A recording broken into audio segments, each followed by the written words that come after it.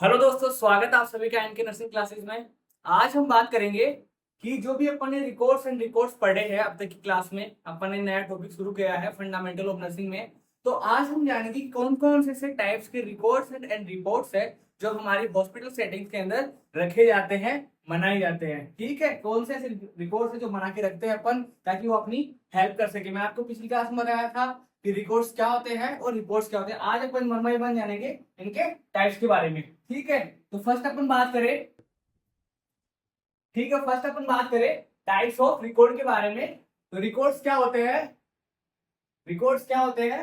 First जो records क्या होते हैं, मैंने आपको बताया कि रिकॉर्ड्स ऐसे लीगल ऐसे डॉक्यूमेंट्स होते हैं जो कि कम्युनिकेट करने में हमारी मदद करते हैं। ठीक है, वहां पे एक फॉर्मल ड्यूटी, वहां पे आपकी रिस्पॉन्सिबिलिटी होती है जिसको आपको वहां पे फॉलो करना होता है। तो फर्स्ट अपन रिकॉर्ड की बात करें तो वो होता है कम्युनिकेटिव रिकॉर्ड या फिर कंटिन्यूइंग रिकॉर्ड। अब ये क्या होता है इसके बारे में देखिए।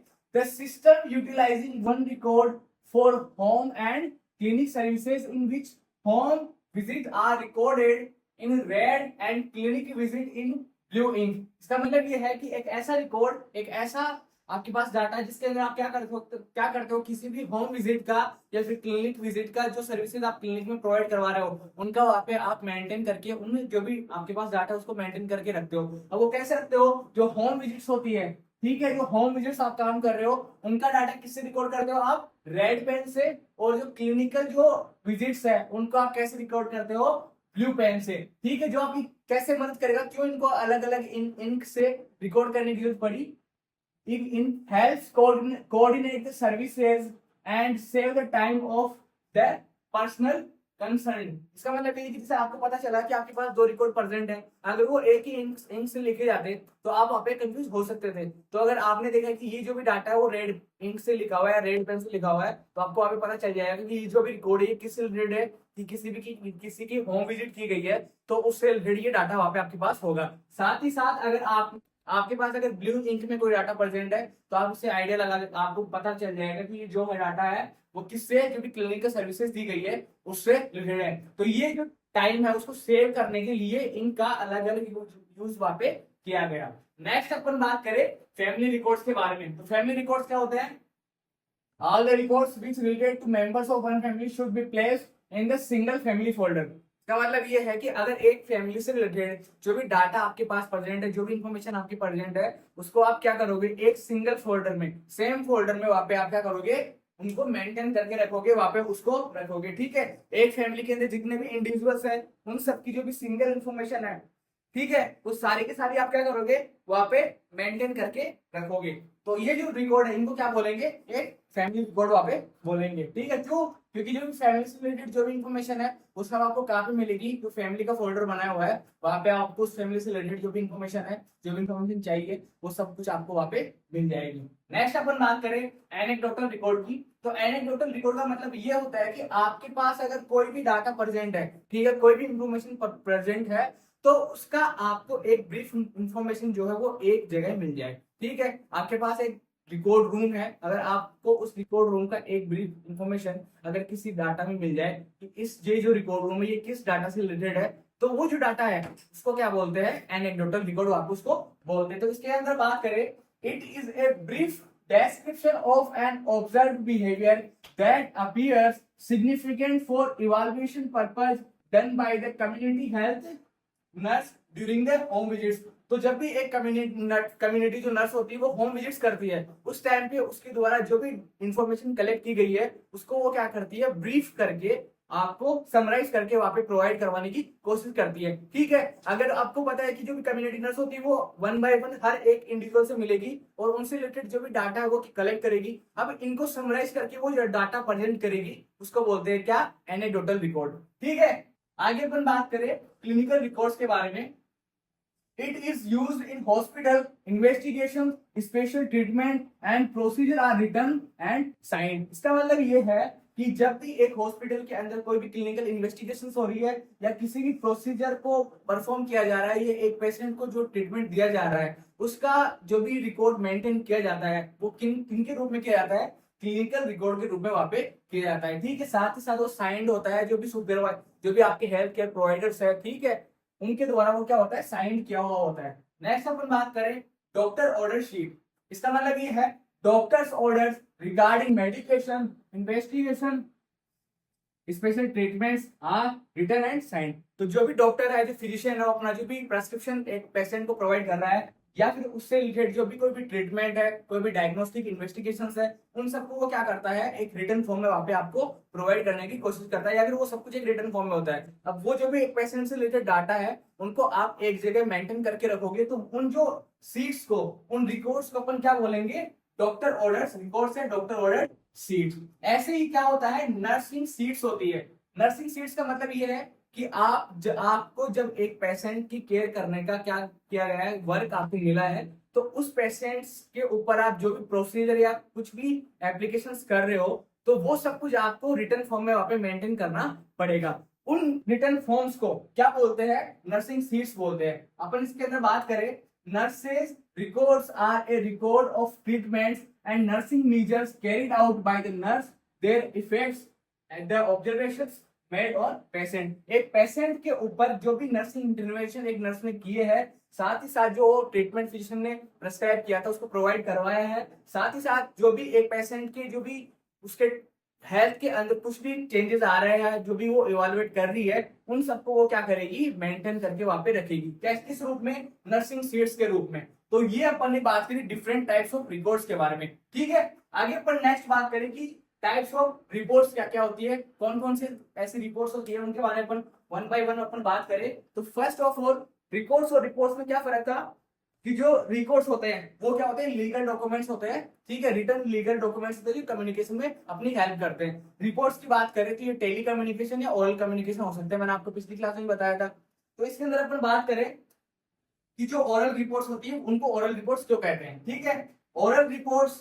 sometimes used an emergency and followed by written report later। तो जो भी एक इमरजेंसी कंडीशन के अंदर कोई पेशेंट आया है, इमरजेंसी सिचुएशन में आया है, उस टाइम पे जो भी आप अपने कलीग्स के साथ, फिजिशियन के साथ या फिर जो पेशेंट है उसके साथ जो कुछ भी कम्युनिकेट कर पा रहे हो ऑन पॉइंट, तो उस टाइम पे जो भी रिपोर्ट्स बनाई जाएगी इमरजेंसी में, वो सब क्या होगी, ओरल रिपोर्ट्स होगी। एंड फर्दर उनको क्या किया जाएगा, रिटर्न रिपोर्ट्स में कन्वे किया जाएगा। ठीक है, नेक्स्ट अपन बात करें, an oral reports is made by the nurse who is assigned to patient, who is assigned to patient care to another nurse who is suppose to relieve her. ठीक है, इसका मतलब ये है कि एक नर्स ने क्या करा कि एक पर्सन को ऑब्जर्व किया किसी भी इमरजेंसी सिचुएशन में। अब जब उस पेशेंट को किसी नर्स को क्या किया जाएगा, सौंपा जाएगा उसकी केयर के लिए, तो वो जो नर्स ने उसको जब इमरजेंसी में क्या किया था, उसको सर्विसेज प्रोवाइड करवाई थी, तो उससे रिलेटेड जो भी डाटा है, जो भी इंफॉर्मेशन है, वो क्या करेगी, अपनी साथ ही नर्स को क्या करेगी, वहां पे प्रोवाइड करवाएगी। ठीक है, तो ये जो कम्युनिकेशन होगा वो किस रिपोर्ट्स के रूप में होगा, किन रिपोर्ट्स के रूप में होगा, वो होगा ओरल रिपोर्ट्स के रूप में। ठीक है, फर्दर जो भी इंफॉर्मेशन है वो जो नेक्स्ट नर्स है वो क्या करेगी, रिटर्न रूप में प्रोवाइड करवाएगी या फिर रिटर्न रिपोर्ट के रूप में रखेगी वहां पे।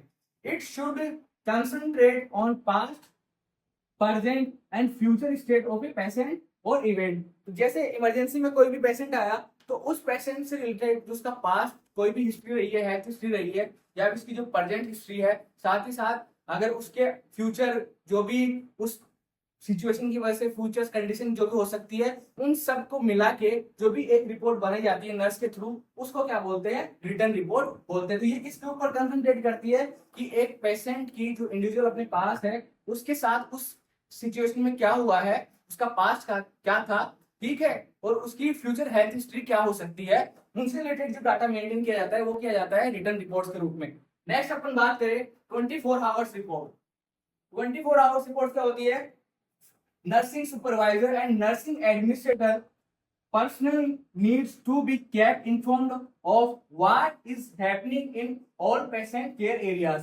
तो जो नर्सिंग सुपरवाइजर होता है, जो नर्सिंग एडमिनिस्ट्रेटर होता है, वो क्या करता है, एक वार्ड के अंदर जितने भी पेशेंट है या फिर उसके अंदर जितने भी नर्सिंग ऑफिसर्स आ रखे हैं, उनका वो क्या करता है, उनकी जो भी सर्विसेज है, वो जिन पेशेंट को क्या कर रहे हैं, अपनी सर्विस प्रोवाइड करवा रहे हैं, जिनकी केयर कर रहे हैं, उनका उनसे रिलेटेड जो भी इंफॉर्मेशन है वो अपने पास रखता है। ठीक है, 24 आवर्स की अपनी जो भी रिपोर्ट्स है वो क्या करता है, उस नर्सिंग सुपरवाइजर के पास रहती है। क्यों, ताकि वो जो भी पेशेंट को केयर दी जा रही है उसको इवालुएट कर सके, ठीक है, कि उनके द्वारा जो नर्सिंग सिस्टर्स है, नर्सिंग ऑफिसर्स है, उनके द्वारा सही काम किया जा रहा है या नहीं किया जा रहा। तो ये सब कुछ किसके सुपरविजन में होता है? एक नर्सिंग सुपरवाइजर के, जो नर्सिंग एडमिनिस्ट्रेटर है उसके अंडर में ये सब कुछ रहता है। तो वो जो भी 24 आवर्स का जो भी डाटा है वो सब कुछ वहां पे उसकी देख रेख में वहां पे चलता है ये सब कुछ। नेक्स्ट अपन बात करें सेंसस रिपोर्ट की। सेंसस रिपोर्ट का मतलब है कि जब एक हॉस्पिटल के अंदर जितने पेशेंट्स आ रहे हैं, ठीक है, कितने पेशेंट्स आ रहे हैं, कितने का एडमिशन हो रहा है, कितने को क्या ट्रीटमेंट दिया जा रहा है, तो ये सब कुछ जो भी डाटा है ये सब कुछ किसके अंदर आएगा? सेंसस रिपोर्ट के अंदर आएगा। ठीक है, इसके अंदर अपन देखें द डेली सेंसस और the number of patients is admitted in the hospital. ठीक है, तो क्या मेंटेन किया गया सेंसस रिपोर्ट के अंदर कि जो भी पेशेंट्स आए हॉस्पिटल के अंदर एडमिट होने के लिए, ठीक है, जितनी पेशेंट्स की केयर दी गई उससे रिलेटेड जो भी इंफॉर्मेशन मेंटेन की जाती है, जो भी रिपोर्ट्स बनाई जाती है, उन सबको क्या कहते हैं? सेंसस रिपोर्ट्स वहां पे कहते हैं। नेक्स्ट अपन बात करें क्या हेल्प करेंगी ये रिपोर्ट्स, कैसे एक आपको हेल्प करेंगी? The reports help in planning of health care services and knows about the morbidity and morbility statistics.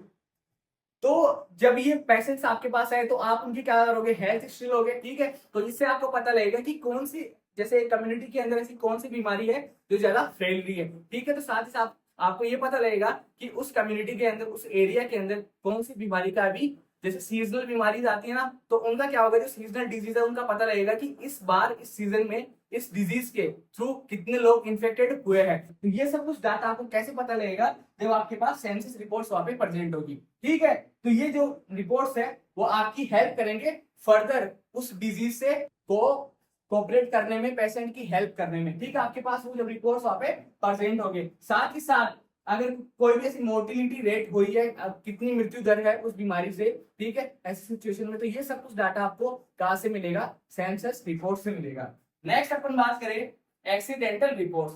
तो एक्सीडेंटल रिपोर्ट्स क्या होती है? Writing a detailed report on mistakes and accidents that has taken place in the care of a patient. तो जब भी एक patient की care के दौरान जो भी अगर कोई मिस्टेक्स हो जाती है, कुछ भी एक्सीडेंटल हो जाता है, तो उन सबको मेंटेन करने के लिए जो रिपोर्ट्स बनाई जाती है उनको क्या कहते हैं? एक्सीडेंटल रिपोर्ट्स कहते हैं। नेक्स्ट और लास्ट अपन बात करें चेंज ऑफ शिफ्ट रिपोर्ट। मैंने आपको बताया था कि जब एक पेशेंट हॉस्पिटल के अंदर एडमिट होता है तो उसको क्या किया जाता है? एक नर्सिंग ऑफिसर के थ्रू क्या किया जाता है? केयर प्रोवाइड की जाती है। अब आपको पता है कि ऐसा तो है नहीं कि अगर एक पेशेंट को अगर की केयर करनी है तो एक ही नर्सिंग ऑफिसर करेगा, वहां पे आपको क्या करना पड़ेगा? शिफ्ट में काम करना पड़ेगा, ठीक है। जैसे आपकी शिफ्ट खत्म हुई तो आप क्या करोगे? एक पेशेंट को जो भी आपने केयर प्रोवाइड करी है वो नेक्स्ट शिफ्ट में आने वाले अपने कलीग को, जो भी नर्सिंग ऑफिसर है, उसको आप उसके रिगार्डिंग इन्फॉर्मेशन प्रोवाइड कराओगे कि आपने उसको क्या क्या केयर दी है, ठीक है। ये सब कुछ जो भी इंफॉर्मेशन है आप अपनी शिफ्ट खत्म होने पे जो नेक्स्ट नर्सिंग ऑफिसर को प्रोवाइड कराओगे उसको क्या बोलते हैं? Change of shift report. इस शिफ्ट के एंड में आप जब क्या करोगे, अगर दूसरे नर्सिंग ऑफिसर को अपनी इंफॉर्मेशन प्रोवाइड करवा रहे हो तो वो सब कुछ आपको कहाँ पे भी देखने को मिलेगी? चेंज ऑफ शिफ्ट रिपोर्ट के अंदर। इसके अंदर बात करें at the end of each shift nurses reports information about their assigned client to the nurses working on next shift। इसका मतलब ये है कि जब नेक्स्ट शिफ्ट में जो भी नर्सिंग ऑफिसर, जो भी नर्स जो काम करेगी, उसको आप क्या करोगे? अपने जो भी काम किया है इस शिफ्ट के अंदर, उसको आप नेक्स्ट शिफ्ट में जो काम करेगी उसको, उससे रिलेटेड जो भी डाटा है, उस पेशेंट के रिगार्डिंग जो भी इंफॉर्मेशन है, जो भी आपके पास असाइनमेंट था, ठीक है, जो भी आपके पास फिजिशियन ने जो भी ऑर्डर दिए थे उनको अप्लाई करा पेशेंट के ऊपर, तो वहां पे आपको ये सारी इंफॉर्मेशन किसको प्रोवाइड करानी पड़ेगी? जो नेक्स्ट शिफ्ट की जो नर्स आएगी उसको वहां पे प्रोवाइड करानी पड़ेगी। ये कौन सा रिपोर्ट होगा? ये कौन सी रिपोर्टिंग होगी? Change of shift report. तो ये आज के टॉपिक में अपन ने बात करी टाइप्स ऑफ रिकॉर्ड्स के बारे में एंड टाइप्स ऑफ रिकॉर्ड के बारे में, ठीक है। आई होप आप लोगों को ये क्लास समझ में आई होगी। तो बने रहिए हमारे साथ और देखते रहिए एनके नर्सिंग स्टडीज। अगर आपको ये क्लास पसंद आई तो वीडियो को लाइक कीजिए और चैनल को सब्सक्राइब कीजिए। Thank you so much.